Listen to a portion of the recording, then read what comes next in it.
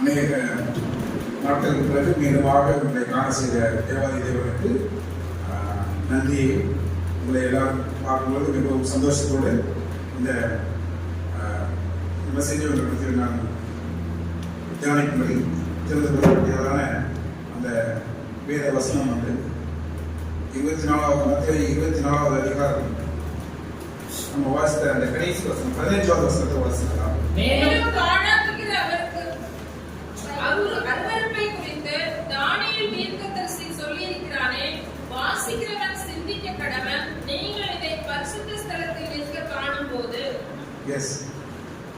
மேலும் பாழாக்குகிற அருவருப்பை குறித்து தானியேல் தீர்க்கதரிசி சொல்லியிருக்கிறானே, வாசிக்கிறவன் சிந்திக்க கடவன், நீங்கள் அதை பரிசுத்த ஸ்தலத்தில் நிற்க காணும் பொழுது அப்படின்னு சொல்லி மத்தியை சொல்லல. ஆக்சுவலி மத்தியை வந்து இந்த அதிகாரத்தை எழுதும் போது மத்தியை சொல்லல. இது சொல்லப்பட்டதாக தானியேல் தீர்க்கதரிசி சொல்லப்பட்டதாக அவர் சொல்லியிருக்கிறார். இதே வசனங்கள் வந்து லூக்கா 21 நம்ம வாசிக்கலாம். 21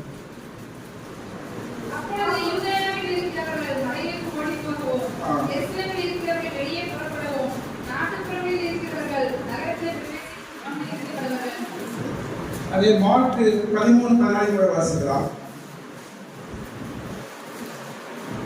மேலும் பாழாக்குகிற அருவருப்பை குறித்து தானியேல் தீர்க்கதரிசி சொல்லியிருக்கிறானே, வாசிக்கிறவன் சிந்திக்க கடவன், அது நிற்கத்தகாத இடத்திலே நீங்கள் அதை நிற்க காணும்போது யூதேயாவில் இருக்கிறவர்கள் மனிதர் கூடி போகிறார்கள். அதாவது பாழாக்குகிற அருவருப்பை குறித்து தானியேல் என்ன சொல்லியிருக்கிறார்?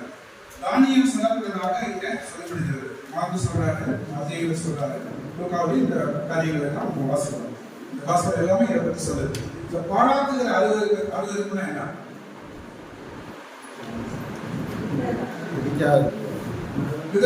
ஒரே வார்த்தையில் சொல்ல முடியாது. பாழாக்குகிற அருவருப்பு, அபாமினேஷன் ஆஃப் டிசோலேஷன், பாழாக்குகிற அருவருப்பு அப்படின்னா என்ன? அதை பற்றி நம்ம இப்ப நாளைக்கு பார்த்துட்டு அதுக்கப்புறம் என்ன வார்த்தை நம்ம என்ன தியானிக்க போறோமோ அதை வசத்துக்கு வருவோம். அதுக்கு முன்னாடி சில முன்குறிப்புகள் தான் இந்த பாழாக்குகிற அருவருப்பு. பாழாக்குகிற அருவருப்பு அப்படின்னா இங்கிலீஷ்ல வந்து அபாமினேஷன் சொல்றோம். அருவருப்பு டிசோலேஷன் அப்படின்னா இந்த பாழாக்குகிற இந்த அருவருப்பை வந்து என்ன சொல்லுது? வேதம் என்ன சொல்லுது? தானியேல் தீர்க்கதரிசி என்ன சொல்லியிருக்கிறார்? தானியேல் 9:27 படிப்போம்.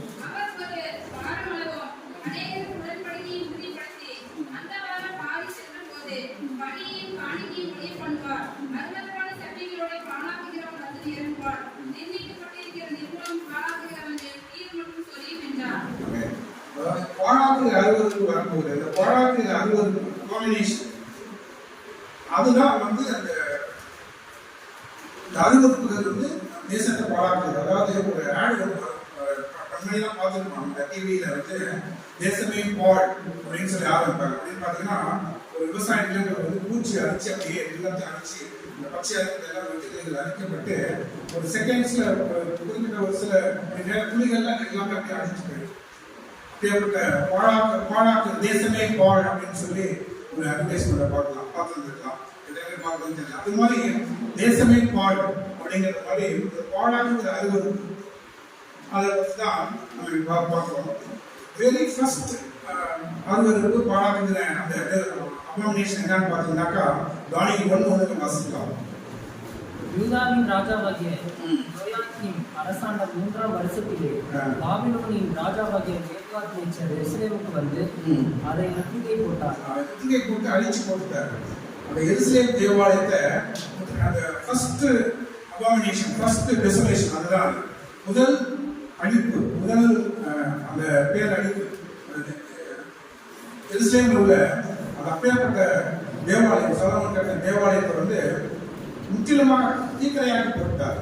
அந்த தேவாலயத்தை பற்றி நம்ம பார்த்தோம்னா அந்த இஸ்லேம் தேவாலயம் எப்படி கட்டப்பட்டது, சாலமோனால் கட்டப்பட்டது, அதற்கான அந்த காரியங்கள் கட்டணத்துக்கான அந்த என்னென்ன முறை வச்சு என்னென்ன பொன் தகடு என்னென்ன வச்சு கட்டப்பட்டாங்கன்னு சொல்லி கட்டப்பட்டதை பற்றி நம்ம வாசிக்கலாம். அந்த 1 ராஜாக்கள் பார்த்தீங்கன்னா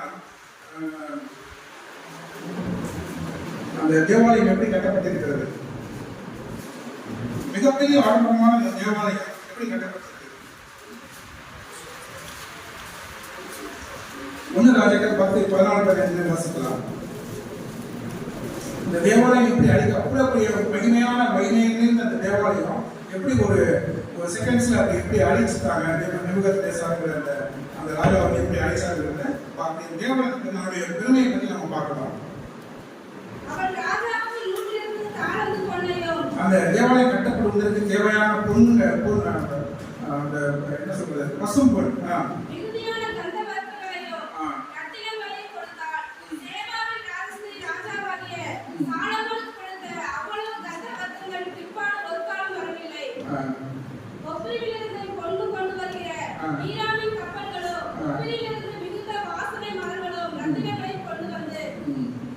அப்படி பாத்தீங்கன்னா அவ்வளவு பெரிய காரியங்கள் எல்லாம் செய்து அந்த ஆலயத்தை சாலமன் கட்டுறாரு.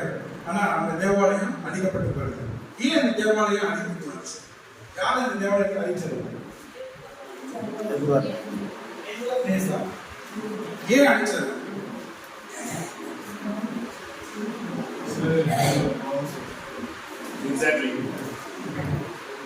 அது ஒரு செய்த இந்த தேவாலயம் அழிக்கப்பட்டு போனது பியூர்லி அந்த இஸ்ரேல் ஜனங்கள் வந்து செய்த அலுவலகங்கள் தான் அதுக்கு மெயின் காரணம்.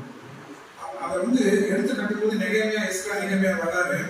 அந்த அப்போ வந்து இந்த தேவாலயம் அழிக்கப்பட்டு அவங்க பாபிலோனுக்கு சிறை கட்டு போயிருந்தாங்க. அதுல போனவர் தாவீது இருக்கிறாரு, இவரு தானியேல் இருக்கிறாரு, அப்புறம் நெகேமியா எஸ்ரா இப்படி பல தேவ பிள்ளைகள் சிறைப்பட்டு போயிருக்காங்க.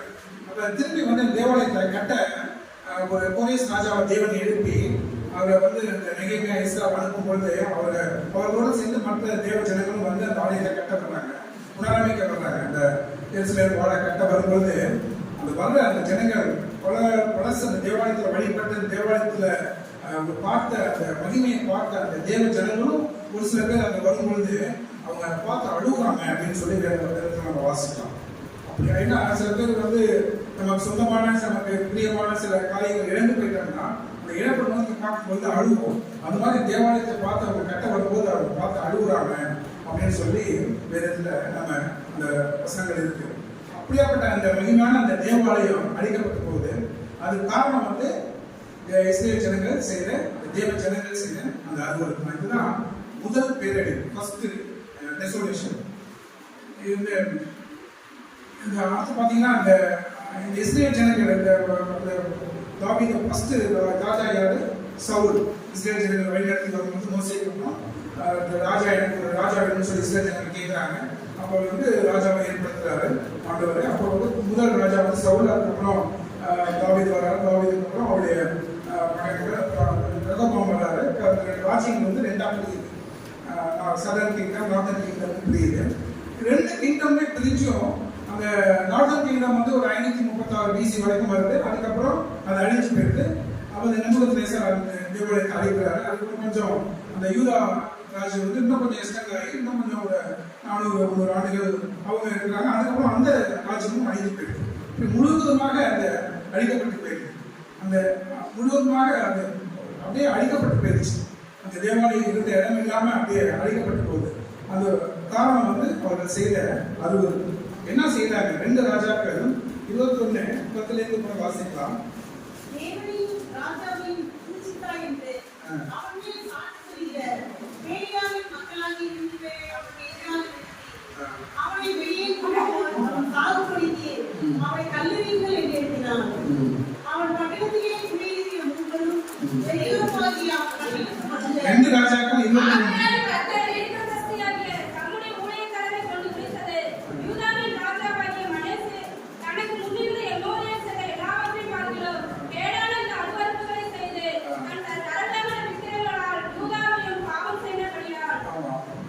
நரகமான விக்கிரகங்களாக யூதா வந்து பாவம் செய்யப்பட்ட அந்த காரியங்களுக்காக தான் தேவன் வந்து அவர் வந்து எரிச்சலுள்ள தேவன் சொல்லி வேதம் சொல்லுகிறது. தேவன் வந்து நல்ல தேவன் தான். அவர் வந்து உண்மையான தேவன், மெய்யான தேவன், பாவங்களை மன்னிக்கிற தேவன், இறக்கம் உள்ள தேவன். அப்படி இருந்தாலும் ஒரு எரிச்சலுள்ள தேவன் சொல்லி டியூட்டானத்தை நம்ம வாசிக்கிறோம். அவர் வந்து பாவைகளை சினம் கொள்ளுகிற தேவன். அவரால் எரிச்சல் அடைகிறார். அதை வந்து உடனே அந்த அலுவலகத்தை தாக்க முடியாம அந்த தேவாலயத்தை அவர் அழித்து போகிறார். அவர் வந்து தேவனை வெளிப்பட முடியாம அவங்க வந்து சிதறடிக்கப்பட்டிருக்கிறாங்க. அப்படியே பார்க்கலாம். அதுக்கப்புறம் அந்த ஜோசியா கிங் வந்து ஒரு நல்ல கிங். அதுக்கப்புறம் அவர் வந்து அதை மாற்றி கட்டுறாரு. இந்த தேவாலயத்தை வந்து யார் அழிச்சது? நேபுகத்நேச்சார். தேவன் அழிச்சாரா இல்ல யார் அழிச்சாரு? தேவன் employed Nebuchadnezzar to fulfil his own will. அவருடைய விருப்பத்தை நிறைவேற்றத்துக்கு நேபுகத்நேச்சார் ஆண்டவர் பயன்படுத்துறார். அதனால ஒவ்வொரு காலத்துல ஒருத்தரை பயன்படுத்தி ஆண்டவர் அவருடைய திட்டத்தை நிறைவேற்றி கொண்டே வருகிறார். நன்மையான காரியங்களும் சரி, நமக்கு தீமையான காரியங்கள் நம்ம நன்மைக்கு காரியங்களும் ஒவ்வொரு காலத்துல ஒவ்வொரு காலகட்டங்களில் ஒவ்வொருத்தரை ஏற்படுத்தி தான் அந்த காரியத்தை தேவன் வைக்க செய்கிறார். இப்ப இந்த மாதிரி இது வந்து முதலாவது அழிவு. இரண்டாவது அழிவை பற்றி நம்ம வாசிக்கலாம். தானியேல் 9:24-27 வாசிக்கிறேன்.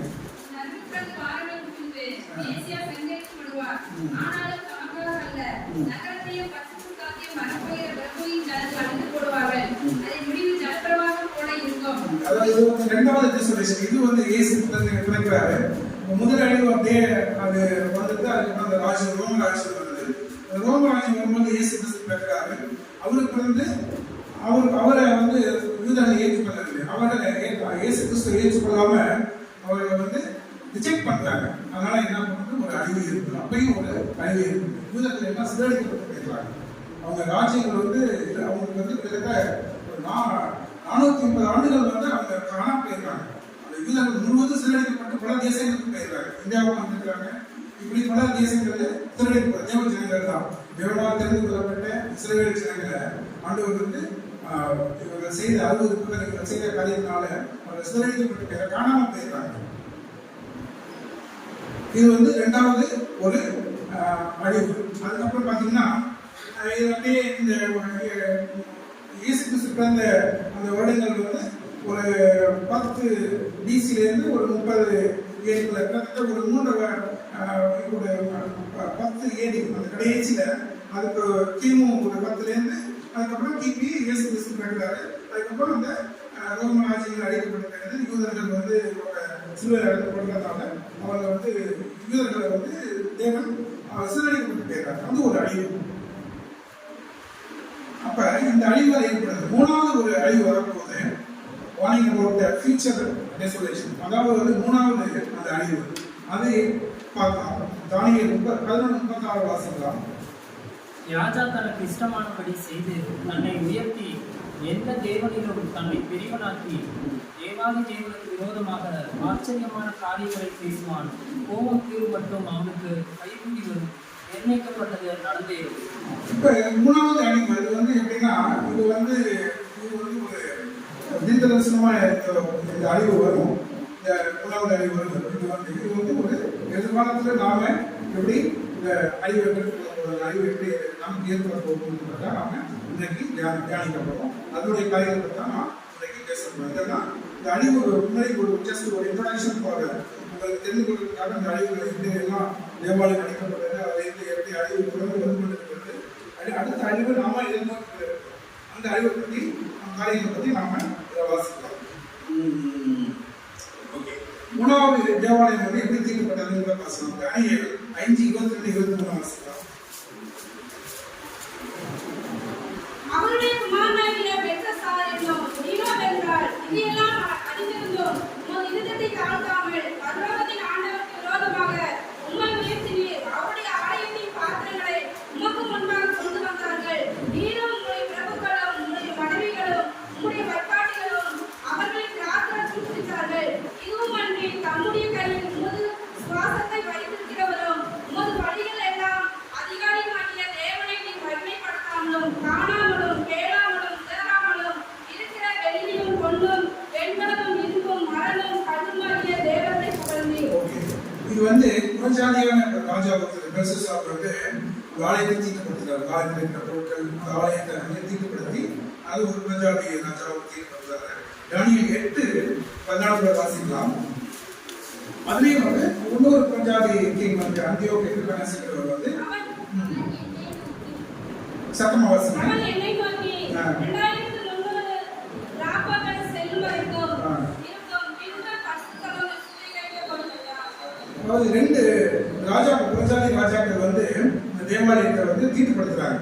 இந்த 2 புறஜாதி தேவனுடைய சொந்த அவங்க ஜனங்கள் கிடையாது. புறஜாதி ஜனங்கள் இருந்தாலும் தேவனை தீர்க்கப்படுத்தப்படுகிறது. சொந்த ஜனங்கள் தேவனுடைய சொந்த ஜனங்களால் தேவாலயத்தை தீர்க்கப்படுத்தப்படுகிறது. அப்படிங்கிறத பத்தி நாம இன்னைக்கு தியானிக்க போறோம். தேவனுடைய சொந்த ஜனங்கள் அவங்களால எப்படி தேவாலயம் தீர்க்கப்பட்டிருந்தது. எத்தனை பேருக்கு வந்து சார் ஐசக் நியூட்டனை தெரியும்? தெரியும்னா படிச்சிருக்கீங்க, அவரை பற்றி கேள்விப்பட்டிருக்கீங்க. அவர் வந்து என்ன நிறைய கண்டுபிடிப்புகளை கண்டுபிடிச்சிருக்காரு. நிறைய கண்டுபிடிப்புகள் சொல்லலாம். அவர்கிட்ட நிறைய கண்டுபிடிப்புகள் என்னென்ன கண்டுபிடிச்சிருக்கிறாரு? அவங்க ஏதாவது ஒண்ணு கிராவிடேஷன் ஃபோர்ஸ், மேல ஆப்பிள் போன கீழே ஏன் வருது, மழை தண்ணி ஏன் கீழே வருது, கிராவிடேஷன் ஃபோர்ஸ் அது ஒன்று கண்டுபிடிச்சாரு. நிறைய காரியம் கண்டுபிடிக்கிறாரு. அவர் வந்து அவர் வந்து ஃபாதர் ஆஃப் பிசிக்ஸ் சொல்றோம். அவர் மேத்தமெட்டிக்ஸ், பிசிக்ஸ், நிறைய பிசிக்ஸ், கெமிஸ்ட்ரி எல்லாத்துக்குமே அவர் இன்வென்ஷன் கொடுத்துருக்காரு. அப்புறம் நியூட்டன்ஸ் லா பற்றி படிக்கிறோம். முதல் law, second law, third law. Every action has same and opposite reaction இருக்கும். ஒவ்வொரு காரியத்துக்கும் ஒரு எதிர்வினை இருக்கும் அப்படிங்கிற லாஸ் எல்லாம் கொடுக்குறாரு. இப்படியாப்பட்ட அந்த ஐசக் நியூட்டனை பார்த்து அவர் ஒரு தேவ மனிதர், அவர் வந்து ஒரு நல்ல விசுவாசி. அவரை பார்த்து இன்சல்ட் பண்றாங்க. நீங்க அநேக கண்டுபிடிப்புகள் கண்டுபிடிச்சிருக்கீங்க, நீங்க கண்டுபிடிச்ச கண்டுபிடிப்புகள்லயே உங்களுக்கு பிடித்தமான மிகப்பெரிய கண்டுபிடிப்புனா என்ன சொல்லுவீங்க அப்படின்னு சொல்லி அந்த ஐசக் நியூட்டன் வந்து பெரிய ஆட்கள் வந்து இன்சல்ட் பண்ணி கேட்கிறாங்க. அவங்க ஒரு இங்கிலீஷ் மேன், ஒரு பிரிட்டிஷ் மேன். அதை கேட்கும்போது அவர் சொன்னாரு என்னன்னு தெரியுமா? நான் ஒரு பாவி என்று தேவன் எனக்கு வெளிப்படுத்தினதை நான் பெரிய கண்டுபிடிப்பாக கண்டுபிடித்ததாக சொல்றேன் அப்படின்னு சொல்றாரு. தேவன் அவருக்கு நான் பாவி என்று என்னை நான் கண்டுபிடிக்கத்தக்காக தேவன் எனக்கு திருவை பாராட்டுகிறேன். அந்த கண்டுபிடிப்பை தான் நான் வந்து பெரிய கண்டுபிடிப்புன்னு சொல்றேன் அப்படின்னு சொல்றாரு. தேவன் ஒரு சயின்டிஸ்ட் ஸ்டெலிங் எவ்வளவு பெரிய ஒரு வார்த்தை அவர் சொல்றாரு பாருங்க. அவருக்கு எல்லா கண்டுபிடிப்பு பெரிய உலகமே போட்டிருக்கும். இன்னைக்கும் அவருடைய லாபம் பற்றி தான் எல்லாமே ஏர் ஸ்பேஸ், தெர்மோடைனமிக்ஸ்லாம் இன்னைக்கு அவருடைய லாபம் பயன்படுத்தி தான் நடந்துச்சு.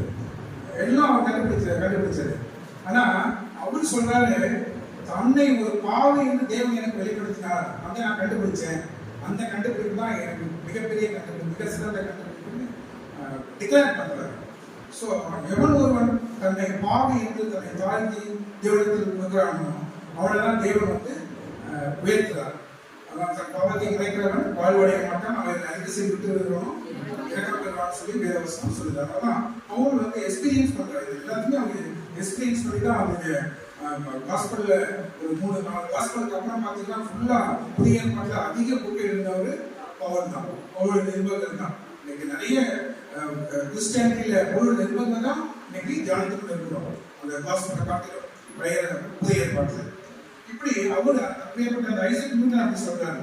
இப்போ அதே மாதிரி பார்த்தீங்கன்னா ஒரு சிக் பர்சன் இருக்கிறாரு, ஒரு நோய்வாய்ப்பட்ட ஒரு மனிதனை டாக்டர்கிட்ட கொண்டு போறாங்க. டாக்டர் வந்து ப்ராப்பரா அவரை வந்து டயக்னோசிஸ் பண்றாரு. ப்ராப்பரா டயக்னோசிஸ் பண்ணாதான் அவர் சரியான ப்ரோக்னாசிஸை கொடுக்க முடியும், சரியான மருந்து மாற்றங்கள் கொடுக்க முடியும். டயக்னோசிஸ் பண்றதுங்கிறது அவரை வந்து நோயை வந்து கண்டறியும், என்ன ப்ராப்ளம் அப்படிங்கிறத சரியான முறையில் அவர் கண்டு அறிஞ்சாருன்னா அவருக்கு சரியான ஒரு ட்ரீட்மெண்ட்டை கொடுக்க முடியும். அவர் ப்ரோக்னாசிஸ் தப்பு பண்ணிட்டாருன்னா, இது டயக்னோசிஸ் தப்பு பண்ணிட்டாருன்னா அல்டிமேட்லி ப்ரோக்னாசிஸும் அவர் தப்பு பண்ணுவார். அவர் வந்து சரியாக கண்டுபிடிக்கல, அப்போ அவர் ட்ரீட்மெண்ட்டும் தப்பாக இருக்கும், அவர் முன்னாடி பண்ணாகும். அதனால நம்ம என்ன இருக்கிறோம், நம்ம எப்படி இருக்கிறோம் அப்படிங்கிறத நம்ம கண்டு அறியணும். நம்ம எப்படி அதாவது நம்மளுடைய பாவங்களை நாம கண்டறிய முடியாது. வேதவசனம் சொல்லுது பரிசுத்த ஆவியானவர் தான் அதுக்குதான் பரிசுத்த ஆவியானவர் கொடுக்கப்பட்டிருக்கார். இதுதான் வந்து பிரத்யா உலக ஜனங்களுக்கும் நமக்கு கிறிஸ்தவர்களுக்கும் உள்ள வித்தியாசம். நமக்கு ஒரு தேக்கமான கொடுக்கப்பட்டிருக்காரு. ஆனா அவங்களால அவங்களுக்கு சொந்த இருக்கிற பாவத்தை கண்டுபிடிக்க முடியாது. ஆனா நம்மளால உணர முடியும். காரணம் நமக்குள்ள வாசம் செய்கிற பரிசுத்த ஆவியானவர். அவர் உங்களுக்கு வரும்பொழுது அவர்கள் பாவத்தை குறித்தும் நீதியை குறித்தும் கண்டிப்பாக சொல்லி வாசிக்கலாம். யோவான் 16 வாசிங்க. அவர் வந்து பாவத்தை குறித்தும் நீதியை குறித்தும் நியாயத்தீர்ப்பை குறித்தும் உலகத்தை கண்டித்துள்ளார். அந்த தீர்க்கமான பரிசுத்தாவே அந்த நேரத்துல தேவஜனங்கள் கொடுக்கப்பட்டிருக்கிறார். இதெல்லாம் நமக்கு ஸ்பெஷாலிட்டி. நமக்கு வந்து பாவமான மனிதர்கள், நம்ம எப்போதுமே டெம்ப்டட் டு சின், நம்ம எப்போதுமே நம்ம பாவத்தை குறித்து தான் நம்ம பிரயாணிக்கொண்டே இருப்போம். நமக்குள்ள அப்படியே வந்துட்டே தான் இருக்கும். பவுல் வந்து ரோமன்ல வாசிக்கும் போது அவர் சொல்றாரு, நிறைய பாவமான மனுஷன், நிர்பந்தமான மனுஷன், நான் என்ன செய்வேன், உள்ளுக்குள்ள நான் செய்ய விரும்புறதே செய்ய முடியாம போகுது அப்படின்னு சொல்லி தன்னை அப்படி சொல்றாரு.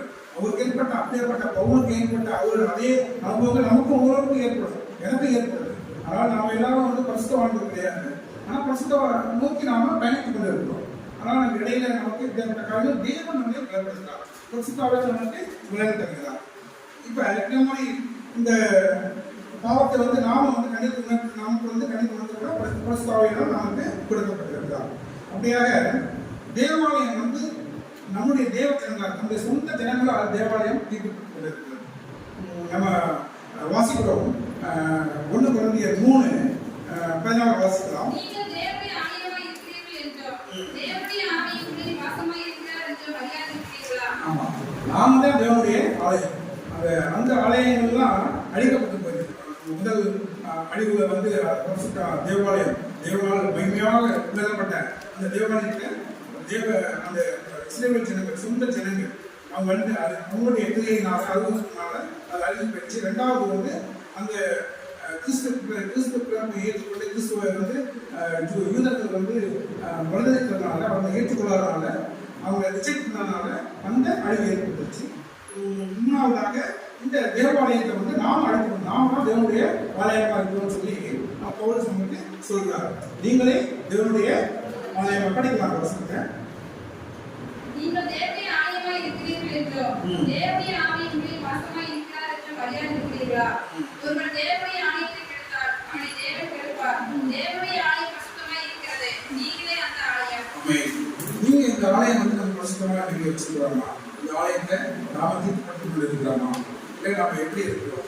இந்த ஆலயம் எப்படி இருக்கு? அதாவது முதல் எப்படி சொல்றாரு? அந்த திரும்ப வாசமாக சொல்லிட்டேன். நீங்கள் தேவனுடைய ஆலயமாய் இருக்கிறீர்கள் என்றோ தேவனுடைய ஆவி உங்களில் வாசமாய் இருக்கிறார் என்றோ நீங்களே தேவனுடைய ஆலயம், நீங்கள் தேவனுடைய ஆலயமாக இருக்கிறீர்கள். ஒண்ணு. அடுத்தது தேவனுடைய ஆலயம் எப்படி இருக்கிறது?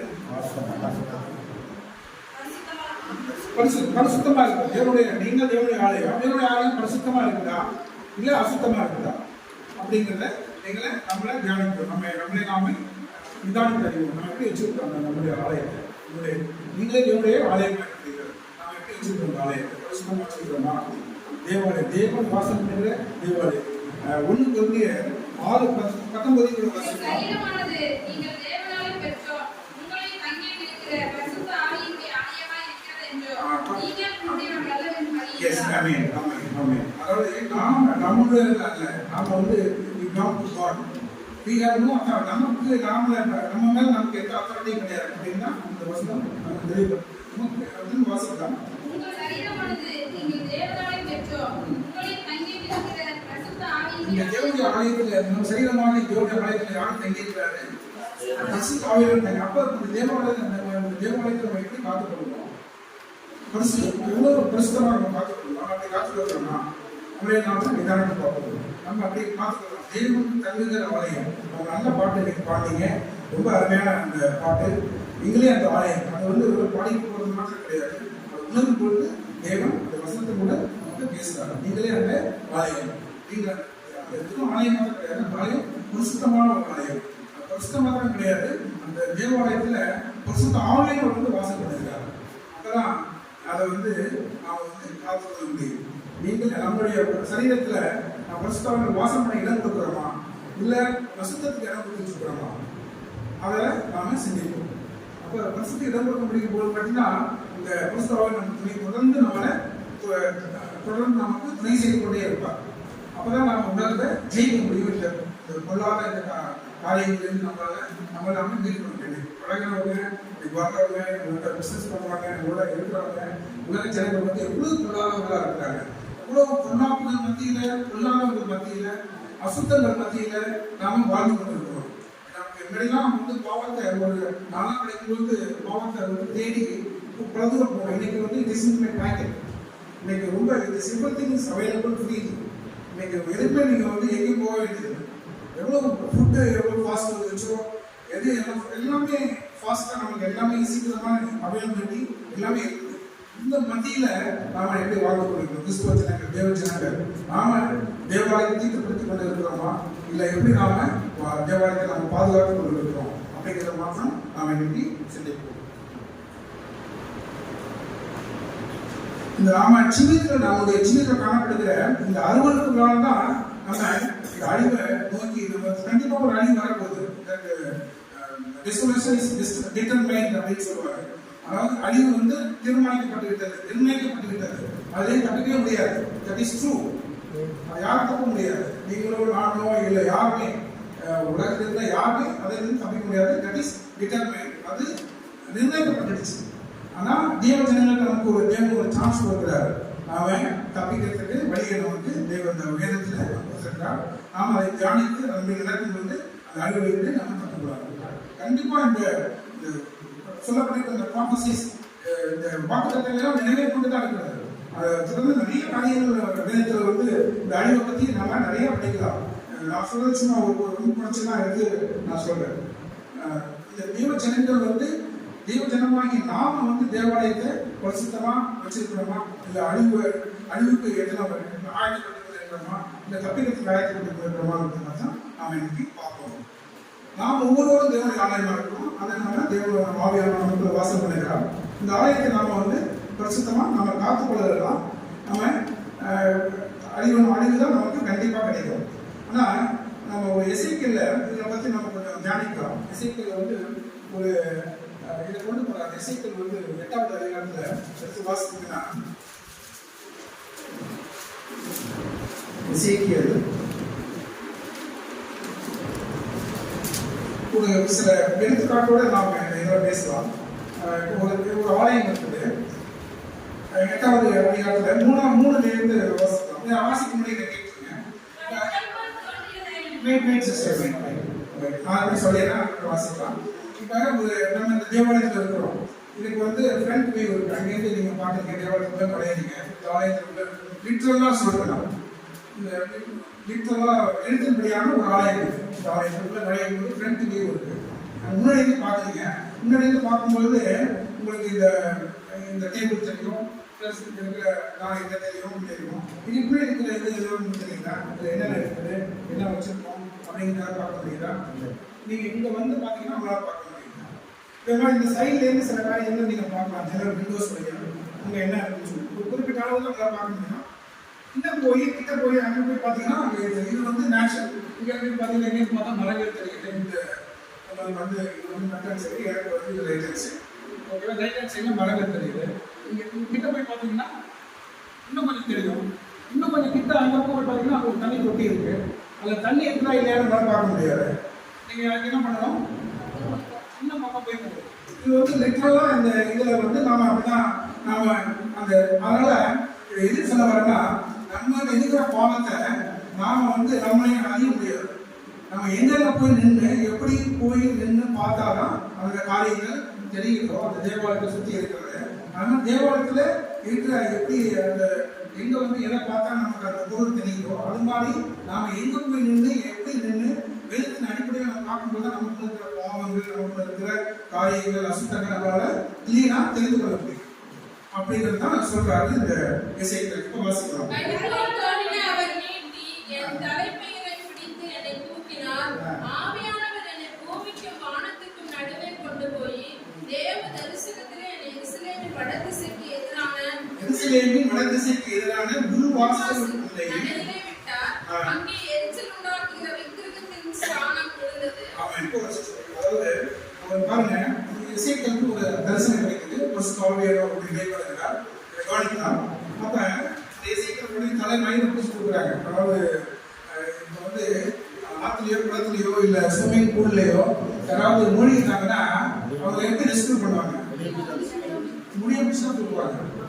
அப்பதான் ரெஸ்கியூ பண்ண முடியும். அவங்க பாடி பிடிச்சோ ஏதோ பிடிச்சோ கொடுக்க மாட்டாங்க. எனக்கு நல்ல எக்ஸ்பீரியன்ஸ் இருக்கு. நான் வந்து இந்த ஹெலிகாப்டர்ல போறதுக்கு முன்னாடி அந்த ஹெலிகாப்டர் வந்து கடலுக்கு மேலே போகும். அந்த ஹெலிகாப்டர் எதுவும் அன்னைக்கு ஏதாவது கெட்டது நடந்துச்சு, இல்லை ஏதாவது ஷடம் ஆயிடுச்சு, ஏதோ பிரேக் டவுன் ஆயிடுச்சுனாக்கா அந்த ஹெலிகாப்டர் கீழே விழுந்துடும், கடல்ல விழுந்துடும். அந்த கடல்ல விழுந்து ஹெலிகாப்டர்ல எப்படி தப்பிக்கிறதுக்காக ஒரு ட்ரைனிங் கொடுப்பாங்க. அப்போ நானும் எனக்கும் அந்த ட்ரைனிங் உண்டு. அது வந்து ஆக்சுவலாக ஒரு ஹெலிகாப்டரை ஒரு பூல்ல பெரிய கண்ணு பூல்னா நல்லா இந்த மாதிரிலாம் கிடையாது. ஹெலிகாப்டர் விழுகிற அளவுக்குள்ள ஒரு பெரிய குளம் மாதிரி இருக்கும். ஆழம் நிறையா இருக்கும். அதுல வந்து ஹெலிகாப்டர்ல அந்த இதுல வச்சு 4 பேரை வச்சு கபாட்ல அவுத்துருவாங்க. அப்படின்ட்டு உள்ளார சொல்லிக்கிறேன். கண்ணாடியை உடைச்சிட்டு வெளியில வரும். ரெஸ்கியூ அந்த எப்படி நீங்க எஸ்கேப் ஆகுறீங்க? Helicopter under water egress training சொல்லி ஹீவர் ட்ரைனிங் ஷிப்ல ஒர்க் பண்றவங்களுக்கு ஹெலிகாப்டர் கண்டிப்பா இந்த ட்ரைனிங் வந்து இந்த ட்ரைனிங் முடிச்சவங்கன்னா ஹெலிகாப்டர்ல பயணிக்க முடியும். அப்படி ஒரு சட்டத்தை கொண்டு வந்துட்டாங்க. நீங்க அந்த ட்ரைனிங் எடுக்கும்போது நான் வந்து வயசாயிடுச்சு. எனக்கு கிட்டத்தட்ட 60 வயசு மேல ஆயிடுச்சு. என் கூட ஒரு வாலிப பையன் இவன் மாதிரி நம்ம மணிகண்டன் மாதிரி அவனும் வந்திருக்கா. பாம்பேல ட்ரைனிங் இருந்தோம். அப்போ நான் ஒரு 10 வருஷத்துலேயே இந்த ட்ரைனிங் எவ்வளோ 3 இயர்ஸ் இந்த ட்ரைனிங் வந்து நான் ஈரோட்டை வந்து அப்டேட் பண்ணிட்டே இருக்கேன். ஒவ்வொரு டைம் நான் இருக்கணும். அதெல்லாம் நாங்கள் ஃபிட்டாக இருக்கிறாங்க பார்ப்பாங்க. அப்போ அந்த வாலிப பையன் அவனும் உட்காந்துருக்கான், நான் உட்காந்துருக்கேன். எனக்கு பக்கத்தில் இன்னொரு பையன், அந்த பையன் கிடையாது, அந்த பொண்ணு ஹேர் ஸ்டைல் அப்படி பார்த்துருக்கு. உள்ள வந்து அந்த ஸ்விம் சூட் போட்டிருக்காங்க. அந்த ஸ்விம் சூட்னா தண்ணியில் படாது, அந்த தண்ணி படாது. அந்த மாதிரி எனக்காக அந்த என்னோட ஏஜை வச்சு காமிச்சு இவர் வந்து ஃபெயிலியர் ஆகிடுவான்னு சொல்லிட்டு எனக்காக அந்த ஸ்விம் சூட் போட்டு அந்த சின்ன பொண்ணு டைவர் கடல் தண்ணியில் டைவ் பண்ணக்கூடிய டைவரை சேஃப்டியாக வச்சு எனக்கு ட்ரைனிங் கொடுக்குறாங்க. எனக்கு பக்கத்தில் இருக்கிற வாலிப பையனுக்கு யாரும் கொடுக்கல. இன்னும் ஒரு ட்ரைனிங் ப்ரோக்ராம் நினச்சி நானும் உட்காந்துருக்கேன். கரெக்டாக அவங்க மொழியடிச்சு கண்ணாடியை உடச்சிட்டு வெளில வந்தாச்சு. என்ன ஃபாலோ பண்ணுறாங்க அவங்களுக்கு கண்ணாடியாக போட்டுருக்காங்க. தண்ணிக்குள்ளே அவங்களுக்கு தெரியும், எனக்கு தெரியாது. நான் மேலே வந்து கரெக்டாக வந்துட்டேன். அது ஏற்கனவே அந்த ட்ரைனிங் சொல்லி கொடுத்தாலும் எனக்கு தெரிஞ்சிச்சு. அது ஒரு சீக்கிரம் கடைசி என்ன விட்டுட்டாங்க. அந்த வாலிப பையனை மூழ்கிட்டான். அவனை இந்திய வந்து தூக்கி அந்த இதில் போட்டாங்க, அந்த கரையில் தான் தெரிஞ்சு. அவன் அதுக்கப்புறம் அந்த ட்ரைனிங்கை வேணாட்டு ஓடிட்டான். வாலிப எது சொல்ல வரேன்னா அப்போதான் ரெஸ்கியூ பண்ணுறது ஈஸியாக இருக்கும். சூழ்நிலை வந்து அப்படிலாம் பிடிச்சி பிக்கப் பண்ணுவாங்க. பிக் பண்ணுவாங்க. முடிவு போனாலும் சரி, கையில் வந்தாலும் சரி, அப்படிலாம் பிடிச்சி பிக்கப் பண்ணி தூக்கி போடுவாங்க. அதே மாதிரி எசைக்கல் வந்து ஒரு தலைமையை பிடிச்சி தூக்குறாரு. படிக்கலாம்.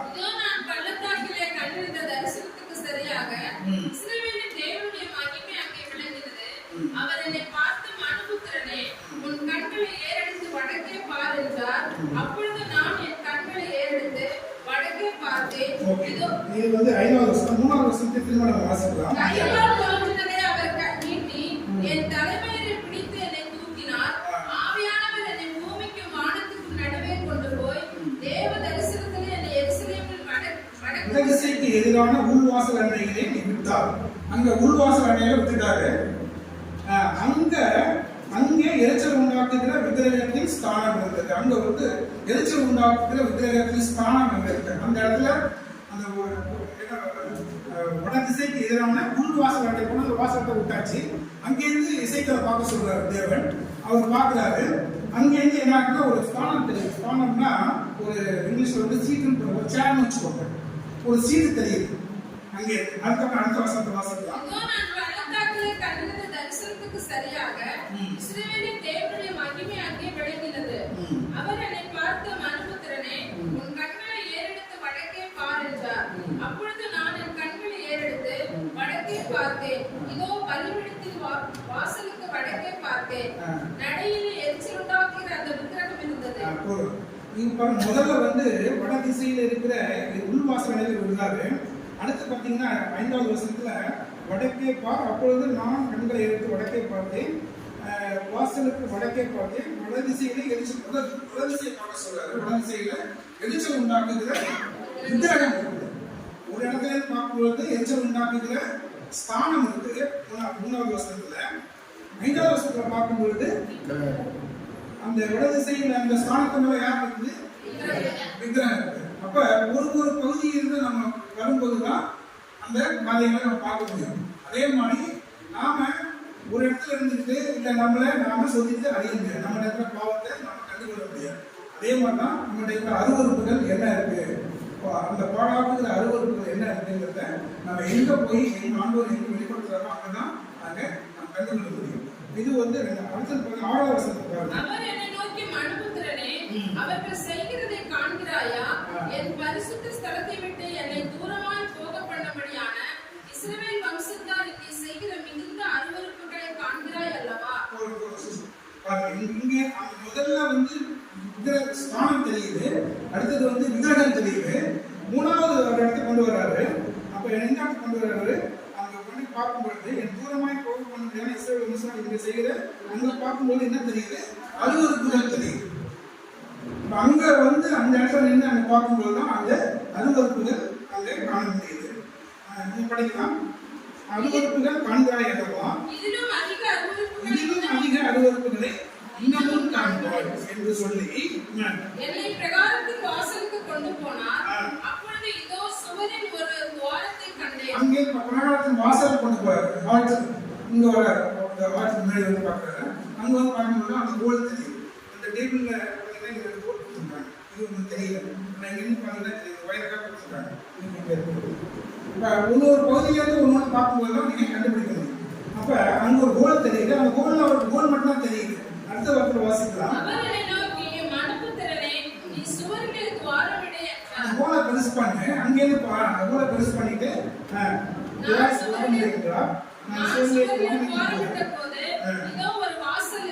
அங்க ஒரு வாசல் இருக்குது. உள்ளே போய் அவர்கள் இங்கே செய்கிற கொடிய அருவருப்புகளை பார் என்றார். இப்ப முதல்ல சமணம் இருக்குது, அடுத்து விக்கிரகம் இருக்குது, அடுத்தது வந்து ஒரு இடத்துல கோல் இருக்குது, அங்கே அருவருப்புகள் இருக்குது, அப்புறம் மிகுந்த அருவருப்புகளை பார்க்க முடியுது. அதுக்கு உள்ள பிரவேசிக்கும் பொழுது கொடிய அருவருப்புகளை நமக்கு ஆண்டவர் காமிக்கிறார். அப்ப ஒவ்வொரு ஸ்டேஜ்லயும் நம்ம எப்படி இருக்கிறோம், அருவருப்புகள், மிகுந்த அருவருப்பு, கொடிய அருவருப்பு அப்படின்னு சொல்லி இப்படி பல ஸ்டேஜஸ்ல நாம இதை பார்க்கணும். இந்த பரிசுத்த ஆலயமாகி நம்மளுடைய சரீரத்துல இப்படியாப்பட்ட அருவருப்புகள் நம்ம இதயத்தில் காணப்படுதா அப்படிங்கிறத நாம பார்க்கலாம். என்னென்ன அருவருப்புகள் சொல்லி பார்த்தீங்கன்னா, ரோமர் 1ல 1ஆம் அதிகாரம் 29 எடுத்து வாசி பார்த்தீங்கன்னா தெரியும்.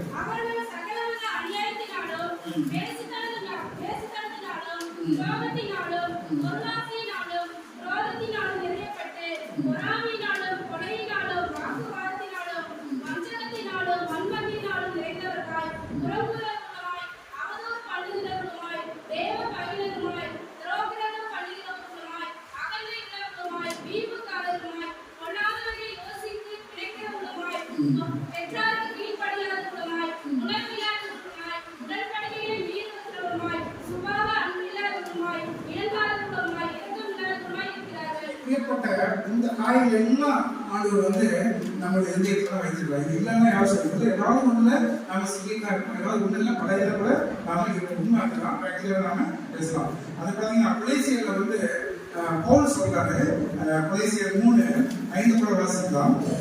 ஆகையால் உபசாரம், அசுத்தம், மோகம், துர்நீச்சை, புத்திர ஆராதனையான பொருளாசை ஆகிய இவைகளை பூமியில் உண்டு பண்ணுகிற உங்கள் அவைகளை அழித்துக் கொள்ளுங்கள். அதாவது இதெல்லாமே விக்கிரகங்கள் தான். இது எல்லாமே சொன்ன படிச்ச அத்தனையுமே ஒரு விக்கிரகம்னா ஒன்லி நாட் ஒன்லி கேரன் இமேஜ் மட்டும் கிடையாது. ஒரு செஞ்சு அப்படியே வச்சிருக்கிற அந்த சிலை மட்டும் விக்கிரகம் கிடையாது, அது விக்கிரகம் தான். பட் ஆவிக்குரிய ஜனங்களாகிய நமக்குள்ள இந்த விக்கிரகங்கள்லாம் இருக்குதா, இப்படிப்பட்ட விக்கிரகங்கள் நம்ம வைத்திருக்கிறோமான்னு நம்ம ஆராய்ந்து பார்க்கணும். ஆராய்ந்து பார்க்கணும். அதான் விஷயம். இப்படி எசேக்கியேலுக்கு வந்து தேவன் இப்படி வெளிப்படுத்தி காமிக்கிறாரு. இது எல்லாத்தையும் ஒரு இடத்துல இருந்து இப்படி நாம பார்க்கும்போது தேவன் அதற்கு ஒவ்வொரு வெளிப்பாட்டை தருகிறார். இப்படிதான் நம்மளை வந்து தேவ வேதத்தின் அடிப்படையில் வேதத்தை கவனித்து வேதத்தின் காரியங்களை வைத்துதான் நாம அப்புறம் சுவாமியாக அதை சுற்றி பார்க்கும்போது நம்ம அதை தெரிந்து கொள்ளணும். இந்த விக்கிரகத்தின் ஸ்தானம்ங்கிறதுனா என்ன? அடுத்து பார்த்தீங்கன்னா அந்த விக்கிரகம் இருக்கு. 3ஆம் வசனத்தை பார்த்தோம், விக்கிரகத்தின் ஸ்தானம் இருக்குது. இந்த விக்கிரகத்தின் ஸ்தானம்னா என்ன? விக்கிரகத்தின் ஸ்தானம்னா என்ன? அது பார்த்தீங்கன்னா அடுத்தது எரிச்சல் உண்டாக்குகிற விக்கிரகம். இது ரெண்டுக்கும் உள்ள டிஃபரன்ஸை பார்ப்போம். எரிச்சல் உண்டாக்குகிற விக்கிரகத்தின் ஸ்தானம் 3ஆவது வசனத்துல, 5ஆவது வசனத்துல எரிச்சல் உண்டாக்குகிற விக்கிரகம் இல்லைங்களா? பயன்படி பார்க்கறீங்களா? பைபிள் இருக்குது. 3ஆவது வசனத்தை எடுத்து படிக்கலாம். நீங்க பைபிளை கொஞ்சம் எடுத்து பிரிச்சு பார்த்தாதான் நான் சொல்றது உங்களுக்கு தயவுசெய்து புரியும். Please read, open your Bible and please read and follow it please. படிக்கலாம்.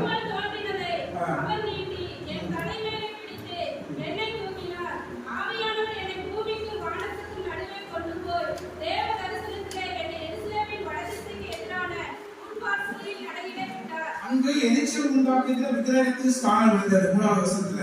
அதே 5வது வசனத்துல பாத்தீங்கன்னா அவர் என்னை பார்த்து எரிச்சல் உண்டாக்குகிற விக்கிரகம் இருந்தது. இது 2 மாசம் வாசனம் எல்லாத்தையும் வாசிக்கிறோம் டைம் இல்லை. இப்படி எரிச்சல் உண்டாக்குகிற ஸ்தானம், விக்கிரகத்தின் ஸ்தானம் இருக்கு. அந்த விக்கிரகத்தின் ஸ்தானம்னா என்னங்கிறத நாம பார்க்கலாம். வாசிக்கலாம். லேவியராகமம் 18:21 வாசிக்கலாம்.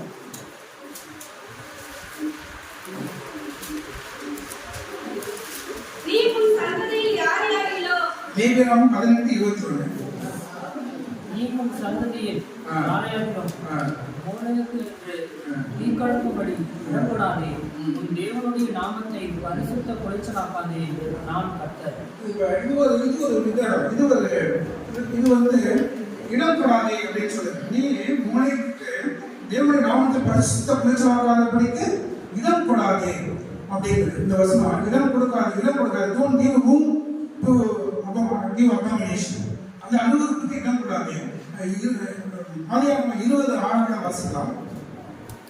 அப்பொழுது தேவன் உத்தம இதயத்தோடு நீ இதை செய்தாய் என்று நான் அறிந்திருக்கிறேன்.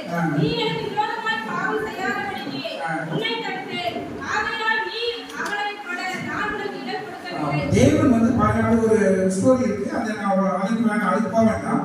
தேவன் வந்து அவன் ஸ்டாப் பண்றாரு. தேவன் வந்து அவனை பாவம் செய்யாதபடிக்கு அவனுக்கு இடம் கொடுக்கல. வாசிக்கலாம். இடம் கொடுக்காம தேவனாலே தடுத்து நிற்பாட்டார். அப்ப பாவத்திற்கு இடம் கொடுக்கிறது ஒண்ணு, பாவம் செய்து பாவத்துக்குள்ள சிக்கிக் கொள்கிறது ஒண்ணு. முதலாவது பாவத்துக்கு இடம் கொடுக்காது. இடம் கொடாதே. அது இடம் கொடுக்காதபடி பாவம் செய்யாதபடிக்கு நீ பாவம் செய்ய இடம் கொடுக்காதபடிக்கு நான் உன்னை தடை பண்ணினேன் அப்படிங்கிறார். அடுத்து அதே ஆதியாகமம் 31:7 வாசிக்கலாம். உங்கள் தகப்பனோ என்னை வஞ்சித்து என் சம்பளத்தை 10 முறை மாற்றினான். ஆனாலும் அவன் எனக்கு தீங்கு செய்ய தேவன் அவனுக்கு இடம் கொடுக்கவில்லை. இங்கேயும் தீங்கு செய்ய தேவன் எனக்கு இடம் கொடுக்கவில்லை அப்படிங்கிறார். லாபான் வந்து மாத்துறாரு. ஆனாலும் இவர் வந்து தண்ணிக்காரப்படி தீங்கு செய்யறதுக்கு இடம் கொடுக்கக்கூடாது. முன்னாடி பாவம் செய்யறதுக்கு இடம் கூடாது. அடுத்து தீங்கு செய்யறதுக்கு இடம் கூடாது. அடுத்து பார்க்கலாம் 1 சாமுவேல் 25:26.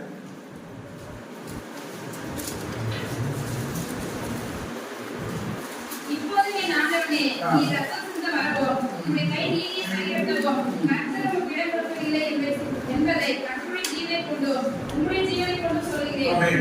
இடம் கொடுக்கிற அங்கேயும் தேவன் வந்து தடைபடிக்கிறார். பாவம் செய்யாதபடிக்கு பழி வாங்காதபடிக்கு அவனுக்கு இடம் கொடுக்கிறார். அதையும் தடைபடிக்கிறார். இடம் கொடுக்காதபடி தடைபடிக்கிறார். முதலாவது நம்ம பார்த்தோம் ஜெனசிஸ் 20:6 பாவம் செய்யாதபடிக்கு இடம் கொடுக்கக்கூடாது. அடுத்து பார்க்கிறோம் ஜெனசிஸ் 31:7 தீங்கு செய்யாதபடிக்கு தீங்கு செய்ய இடம் கொடுக்கல. அடுத்து பார்க்கிறோம் பொல்லாங்கு செய்ய இடம் கொடுக்கல. அந்த தேவனுடைய நாமத்தை பரிசுத்த குலைச்சலாக்காதபடி செய்யாமல் இருக்கிறதுக்கு இடம் கொடுக்காம தேவன் தடை பண்றாரு. இப்படி நிறைய காரியங்கள் நம்ம வேதாகமத்தில் நிறைய இருக்கு. 1 சாமுவேல் 25:34 வாசிக்கலாம். நீ தீவிரமாய் என்னை சந்திக்க வராமல் இருந்தாயானால் பொழுது விடியும் மட்டும் நாபாலுக்கு ஒரு நாயும் உயிரோட வைக்கப்படுவதில்லை என்று உனக்கு பொல்லாப்பு செய்ய எனக்கு இடம் கொடுக்கிறார். யோபு 10:1 வாசிக்கலாம்.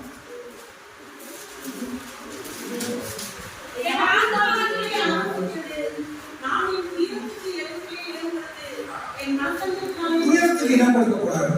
இப்ப இப்படி காரியங்கள் நிறைய காரியங்கள் பவுல் வந்து பழைய ஏற்பாட்டுல நிறைய காரியங்கள் இப்படி இருக்கு. அதே மாதிரி பவுல் என்ன சொல்றாரு, புதிய ஏற்பாட்டுல நம்ம வாசிப்போம் ரோமர் 1:21 வாசிப்போம். அதே மாதிரி கொலோசியர் 3:5 வாசிக்கலாம்.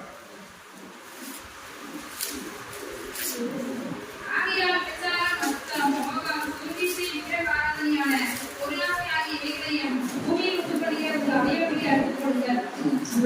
மாதிரி பொருளாதாரம் எல்லாமே ஒரு விக்கிரகம். வாயினால் பாவம் செய்யாதபடிக்கு நமக்கு சரீரத்துக்கு இடம் கொடுக்கூடாதுன்னு சொல்லி ஒரு வசனம் இருக்குது. வாசிக்கலாம். பிரசங்கி 5:6. உன் மாம்சத்தை பாவத்துக்குள்ளாக்க உன் வாய்க்கு இடம் கொடாதே. வாய்க்கு இடம் கொடுக்கூடாது. ஆமா, சரீரத்தை பாவத்துக்கு கொண்டு போறாங்க. வாய்க்கு இடம் கொடுக்கூடாது. வாய் நிறைய பேசி நம்ம பாவத்தை வாயில் வந்து ரொம்ப நாக்கு ரொம்ப அந்த கப்பலில் இருக்கிற அந்த சுக்கானுக்கு அது ஒப்பிடப்பட்டிருக்கு. அந்த சுக்கா வச்சுதான் அவ்வளோ பெரிய கப்பலே திருப்புறாங்க. இந்த ஸ்மால் அந்த ஒரு சுக்கான்னு சொல்லுவாங்க.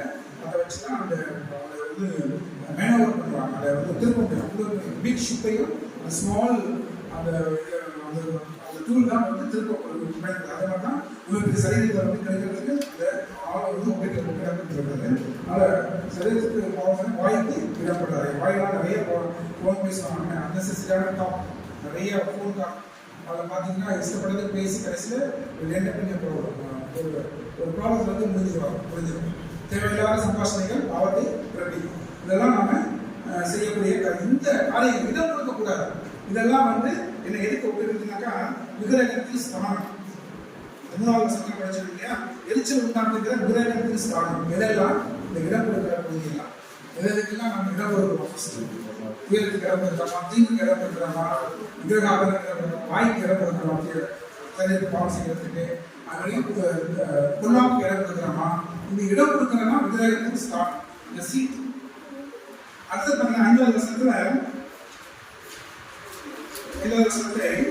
வெளிப்படுத்த வாசம் வடக்கே போறது நடையிலே எரிச்சல் உண்டாக்குகிற அந்த விக்கிரகம் இருந்தது. எரிச்சல் உண்டாக்குகிற விக்கிரகம்னா என்ன? முதல்ல வந்து 3வது வசனத்துல எரிச்சல் உண்டாக்குகிற விக்கிரகத்தின் ஸ்தானம்னா என்ன? எல்லாம் என்ன எதற்கெல்லாம் என்ன கொடுக்குறோமோ இந்த பொல்லாப்பு, தீங்கு, துரோகம், பாவம், துர்இச்சைகள், இந்த காரியங்களுக்குலாம் நம்ம இடம் கொடுத்தாலும் அது வந்து நம்மகிட்ட இடத்த கொடுத்தா நடத்த முடியுமான்னு சொல்றாங்க. அது மாதிரி நீங்க கொஞ்சம் இடம் கொடுத்தா he will live with you and he will just complete your task complete பண்ணிடுவோம். அதுக்காக நம்ம சின்ன இதுலயே நம்ம இந்த தெற்கு வரும்போது அதுலேருந்து நம்ம இது பண்ணி வெளியே வந்துடும். இடம் கொடுத்துட்டோம்னா வந்து சீட்டு போட்டு நல்லா உட்காந்துருவோம். ஆனால் சீட் அது ஸ்தானம் அதில் எம்டியாக இருக்குது. ஆனால் உள்ளே போனால் விக்கிரகம் இருக்குது. அந்த எம்டியாக இருக்கிற வரைக்கும் நம்ம வந்து தப்பிச்சிருக்கோம். இடம் கொடுத்துட்டீங்கன்னா ஒரு குடியாக இருக்கலாம், ஒரு கங்கன் இருந்தாரு. இப்போ நான் ஒரு கங்கன் நான் நிறைய இடையே வச்சு சொல்றேன். இதெல்லாம் ரொம்ப நல்லவர்கள். நான் சொல்றேன் என்ன சொல்றேன், நான் வந்து எனக்கு நிறைய ட்ரங்கர்ஸ் பழக்கத்தில் இருக்காங்க. அவங்க வந்து தொடர்ந்து பழகுவேன்.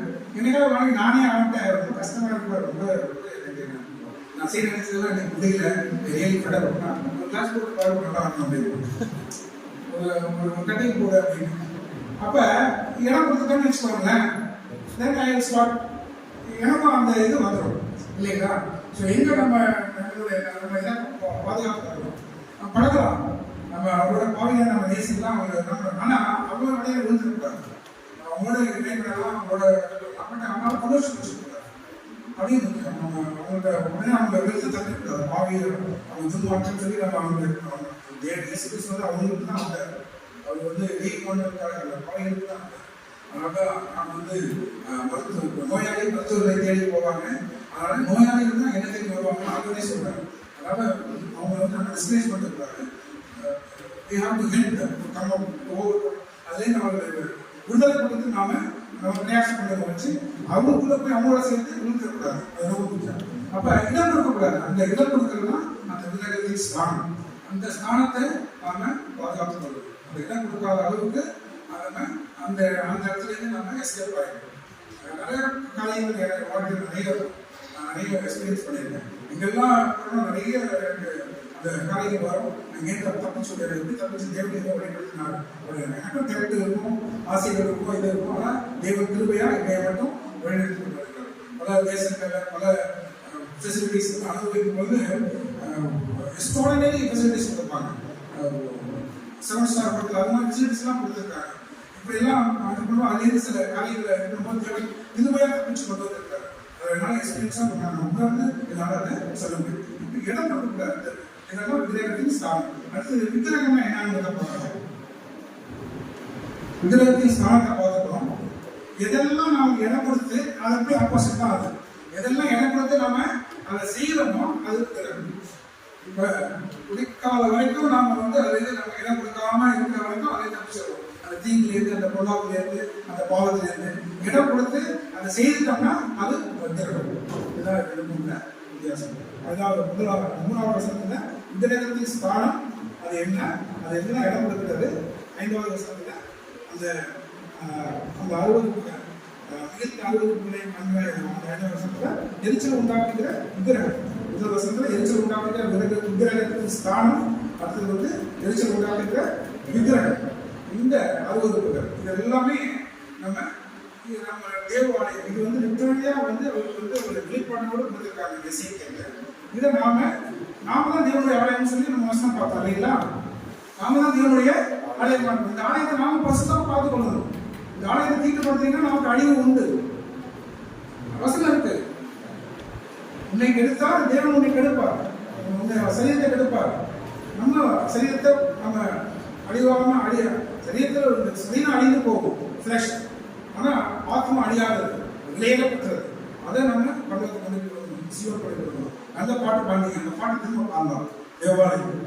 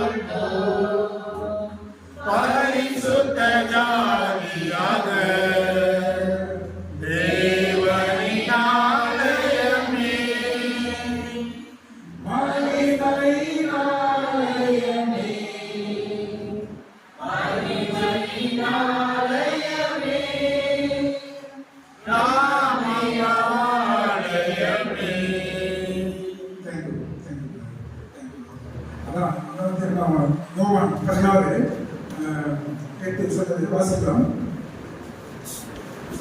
நாமே நம்முடையவர்களான அவர் வந்து பாவத்தை குறித்தும் நீதியை குறித்தும் நியாயத்தை குறித்தும் ஒன்று குழந்தைய 6:19 உங்கள் சரீரமானது நீங்கள் தேவனால பெற்றோர் உங்களில் தங்கி இருக்கிற பரிசுத்த ஆவியின் ஆலயமாய் இருக்கிறது என்றும் நீங்கள் நம்முடைய கிடையாது. நல்ல பாட்டாரு, நல்ல தேவன் அதோடு பேசுகிறார், ஒரு பேசி கொண்டு இருக்கிறார். நாம தேவனுடைய ஆலயம். ஆலயத்தை நம்ம தீட்டுப்படாம, அருவருப்புகள் இல்லாம, மிகுந்த அருவருப்புகள் இல்லாம, புதிய அருவருப்பு இதெல்லாமே நம்ம சரீரத்தில் நம்ம வச்சிருக்கோம். இது எல்லாத்துக்கும் ஒரு ஸ்டேஜ். அதெல்லாம் நம்ம தான், நீங்க தான் நிதானித்து அறியணும். நாம தான் நம்மளை நிதானித்து அறியணும். அப்பதான் இந்த தேவனுடைய ஆலயத்தை நம்ம பரிசுத்தமா பாதுகாத்து முடியும். பாட்டினால மாற்றம் அந்த பாட்டு உணர்ந்து பாடி நம்ம அபியாசப்படுத்தி பிரயாசப்படுத்துவது மட்டும்தான் தேவனாலே நமக்கு உதவி செய்ய உதவியாக இருக்கிறார். ஒரு பாடிட்டு அப்படியே இங்கே விட்டுட்டு போயிட்டோம்னா அவரும் அங்கே விட்டுருவாங்க. கத்திர நாமும் மேம்படுவாங்க. அதாவது மாம்சத்திற்கு நாம் வந்து அடிமுக வளர்ச்சிக்கு வாய்க்கு நாம இடம்படுத்தக்கூடாது. இப்படி நாம இடம் கொடுக்காத எதுக்கு இடம் கொடுக்காது, துயரத்துக்கு இடம் கொடுக்காது. சில பேர் துயரப்பட்டே செத்து பண்ணுவோம், துயரத்திலே அழிக்கப்படுவாங்க. சில காரியங்கள் வந்து துக்கம் வந்து ஒரு பெரிய பேரே டாக்டர்ஸ் கூட சொல்லுவாங்க. சைக்காலஜிக்கலி பிசியாலஜிக்கல் சேஞ்சஸ் வந்து ஏற்படுகிற துக்கத்தினால நிறைய பிசியாலஜிக்கல் சேஞ்சஸ் வருதுன்னு சொல்லி சயின்டிஃபிக்கலி கூறுவாங்க. அதனால துக்கத்துக்கும் இடம் கொடுக்கக்கூடாது. துயரம் துக்கம் ஆண்டவர் இயேசு கிறிஸ்து ஏசாயாவை வாசிக்கிறோம். 54வது வசனம் வாசிக்கலாம். 53ல 4வது வசனம் வாசிக்கலாம். 53:4 மெய்யாகவே அவர் நம்முடைய பாடுகளை ஏற்றுக்கொண்டு நம்முடைய பாவத்தை மாத்திரம் ஏற்றுக்கொள்ளல, நம்முடைய துக்கங்களையும் அவர் ஏற்றுக்கொண்டார். துக்கம் வந்து ஒரு பாவத்தின் மேல ஒரு பெரிய கொடுமை. துக்கம் அவன் செய்து ஒரு பக்கம் அழிவு, துக்கத்தினால சில பேர் அழிவு. துக்கப்பட்டுட்டே இருந்தாங்கன்னா பசி இருக்காது, அப்படியே போயிடுவாங்க. ஒரு செகண்ட்ல அப்படியே எல்லாமே இருக்கும். மணி இருக்கும், கார் இருக்கும், பங்களா இருக்கும், எல்லாம் ஒரு செகண்ட்ல டிஸ்ட்ரிபியூட் பண்ணி செஞ்சுருப்பாங்க. பாலிவுட் ஆக்ட்ரஸ் ஹாலிவுட் ஆக்ட்ரஸ் ஏன் அந்த துக்கத்தை காண முடியல? அதை சாய்ந்து கொள்ள தேவன் பண்ணிருக்கார். பாவத்துக்காகவும் ரொம்ப பெரியது வந்து துக்கம். துரோகம் பண்ணிக்கலாம், துக்கப்பட்டிருப்பார், உழைச்சி போயிடுவாங்க. இதெல்லாம் ஏற்படும். ஆனால் அதே நம்ம அதுக்கு தேவன் வந்து பயன்படுத்துவார். அவர் வந்து பாவத்துக்கான சிலுவையில் வந்து நமக்கு தீர்க்கிறேன், துக்கத்தையும் சுமந்து தீர்த்தார். ஆமென். அல்லேலூயா. நிறைய பேர் விசுவாசிக்கிறோம். நாம துக்கம் வந்து முடியக்கூடியது. நம்மெல்லாம் அதுக்குள்ள நாம பிரயாணப்பட்டிருக்கோம், அதுக்குள்ள நாம எக்ஸ்பீரியன்ஸ் பண்ணிருக்கோம். துக்கத்திலேருந்து நம்ம தேவ ஜனங்களுக்கு வந்து அந்த மீட்பு வந்து நம்ம கொடுக்கப்பட்டிருக்கோம். நம்ம எல்லாம் ஒவ்வொரு நாளும் நம்ம காக்கப்படும் தேவ கிருபையினால அதுலேருந்து நம்ம விடுபடுறோம். அதுலேருந்து தேவனுக்கு நம்ம தனி கொடுத்து கொண்டு வந்து துக்கத்திலேருந்து நாம மீள வைக்கிறாங்க. நிறைய காரியங்களை நாமளே விழுந்து போயிருக்கோம். ஆனால் துக்கம் வந்து ஒரு பெரிய பாவத்துக்காக ஒரு பெரிய அதுக்கு என்ன கொடுத்துருக்கூடாது. சில பேருக்கு இதெல்லாம் போகணும், இதெல்லாம் படிக்கணும், இல்லை இதெல்லாம் பிரயாணிக்கணும், இது இருந்தாலும் நான் தூங்குவேன், இது இருந்தாலும் பண்ணுவேன் அப்படின்னு தான் கிடையாது. நான் தாண்டி இருக்கவும் தெரியும், வாழ்க்கை இருக்கணும், எல்லாருக்கும் தெரியும், எல்லாருக்கும் வந்து பழைய சாப்பிடவும் தெரியும். பைசா வேலையில் பிரேக்ஃபாஸ்ட்டும் சாப்பிட தெரியும். அதனால் இன்றைக்கி நான் பழைய சாப்பிடுவேன் வீட்டில். கற்று சோதரம் அதனால் துக்கம் வந்து நம்ம இந்த படிப்புலாம் படிக்கணும்னு சொல்லி சில பேர் இது பண்ணி அது இல்லாமல் அப்படியே இது பண்ணிடுறாங்க. வீட்டில் மார்க் சூசைட் பண்ணிடுறாங்க. இதெல்லாம் அவங்களுக்கு நம்ம வந்து சொல்லணும். இந்த மாதிரி காரியங்களை நம்ம இதுலேருந்து தேவ ஜனங்கள் வந்து விடுபட்டு கொண்டிருக்கிற பிள்ளைகள் நாம தேவனுடைய விடுதலை பண்ணிக்கிறோம். கர்த்தர் ஸ்தோத்திரம். நம்ம முடிவுக்கு வந்துட்டோம். டைம் ஆயிடுச்சு. நம்ம கொடுக்கப்பட்ட 3 மணி நேரம் செலக்ட் பண்ணாரு. Maybe I taken some little time please for you. ஆனால் இதுக்கெல்லாம் நம்ம கூட நம்ம இடம் கொடுக்காத அளவுக்கு நம்ம பாவம் பண்ணிக்கொள்ளணும். இடம் கொடுத்துட்டா அது விகிரகமாக மாறும், அது பாவமாக மாறும். அதான் விகிரகம். விகிரகங்கிறது ஒரு கேரக்டர் இமேஜ் மட்டும் கிடையாது. ஒரு சிலை மட்டும் வாழ்க்கையில் இருக்கிற கொடுமையான அந்த காரியங்கள் ரோமன் 1 அந்த 29 வாசிக்கும் அத்தனை காரியங்களும் நம்மளுடைய இருக்குதா இதில் வந்து புதிய மனுஷன் கற்றுக்கணும். 2 வாசகம் நாம் முடிக்கலாம்.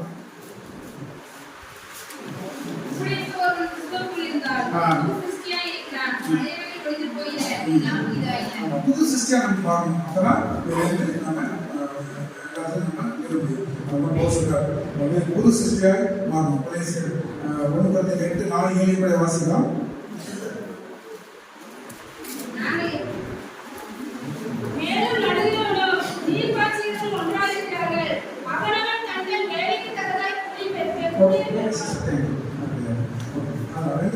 புது சிருஷ்டியாக நாம மாற்றப்படும். புதிய மனுஷனை கருத்து கொள்ளுங்கள் சொல்லி பிளேஸ் 5 நாம புத்தாண்டு நியூஸ் ஒன்றும் வந்து புத்தாண்டு நியூ க்ளாஸ் கிடையாது. ஒரு புது சண்டை பண்ணிட்டு நாம வெள்ளை சண்டைக்குமா வந்துட்டு எல்லாம் அடுக்கோட அழுகோட நாம வேர்டு அழைப்பு வந்து நின்றுட்டோம்னா அப்படி முடியாது. புதிய சிருஷ்டியா புதிய மனுஷனை கருத்து கொள்ளணும். புது ஆடையை இல்லை, புதிய மனிதனை திறக்கணும். ரோமர் 12:1-2 வாக்கியங்கள் வாசிக்கலாம். ரோமர் 12 அதிகாரம் 12 1-2.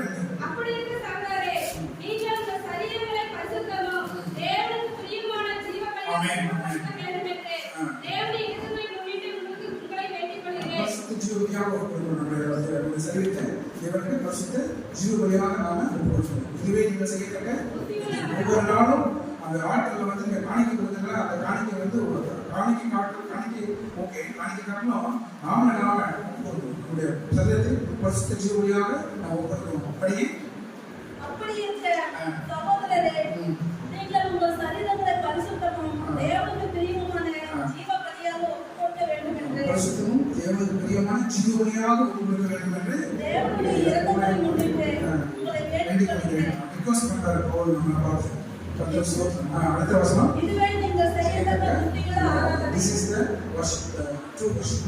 This is the true worship of the Lord. இதுதான் உண்மையான ஒரு ஆராதனையா நமக்கு இருக்கணும். நாம் கண்களை மூடுவோம், தேவனை நோக்கி நம்முடைய ஆராய்ந்து பார்ப்போம்.